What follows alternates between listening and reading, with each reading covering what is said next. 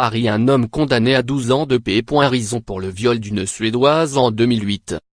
Pedro G., un Portugais de 48 ans, a été condamné ce vendredi par la justice française à 12 ans de prison pour le viol en 2008 près de Paris d'une jeune Suédoise, qui était montée dans sa voiture en pensant qu'il était chauffeur de taxi. L'accusé, qui était agent d'entretien avant son incarcération, va faire appel, a précisé à l'AFP son avocat. L'homme avait été identifié 8 ans après les faits grâce à son ADN alors qu'il avait refusé de s'acquitter d'une amende pour dégradation. Dans la nuit du 22 au 23 février 2008, après avoir passé la soirée au Vorlplatz, une boîte de nuit du 8e arrondissement de Paris, la jeune Anna, une étudiante suédoise venue à Paris pour un semestre d'études, s'engouffre dans un véhicule avenue des Champs-Élysées. Ivre, la jeune femme alors âgée de 19 ans, croit être montée dans un taxi et demande au chauffeur de la ramener chez elle seulement quelques rues plus loin. Mais le chauffeur ne prend pas la direction indiquée. Selon l'accusation, il sort de Paris, roule une trentaine de kilomètres vers l'ouest jusqu'à Orgeval, où il s'arrête dans un champ et viole la jeune femme, avant de la laisser sur place à demi dénudée. Lire aussi, un faux taxi jugé pour la mort d'une jeune Suédoise. Vers 3h15 du matin, Anna est secourue par un chauffeur de bus au bord de la route des 113. Celui-ci l'emmène à la gendarmerie, où elle porte plainte et déclare qu'elle a été frappée notamment au bas-ventre. Les seules informations dont elle se souvient à propos de l'homme concernent sa petite taille, ses cheveux bruns et la voiture sombre qu'il conduisait. Les souvenirs de la victime sont confus. Elle ne se rappelle pas du type de véhicule, pense avoir vu un compteur.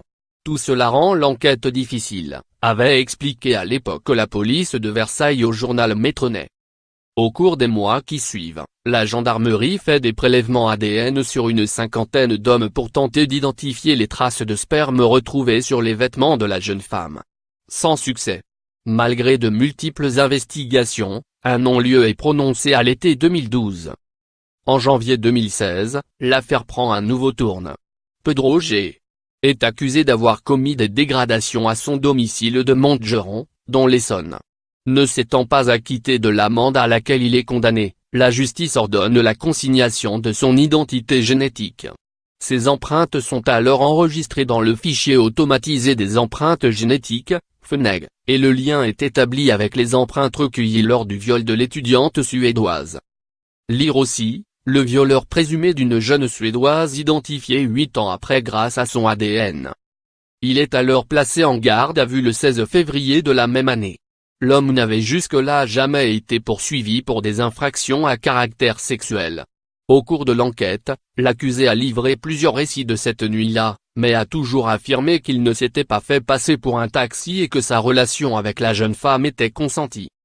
Cette année 2008, les mêmes faits s'étaient reproduits un mois après. En mars, Susanna Zetterberg, une étudiante suédoise de 19 ans, avait été enlevée et tuée par un taxi clandestin alors qu'elle rentrait d'une soirée. Dans cette autre affaire, un homme, Bruin Aucollet, déjà condamné une dizaine de fois, notamment pour 3 viols, avait été rapidement mis en examen, mais avait été mis hors de cause pour le viol d'Orgeval.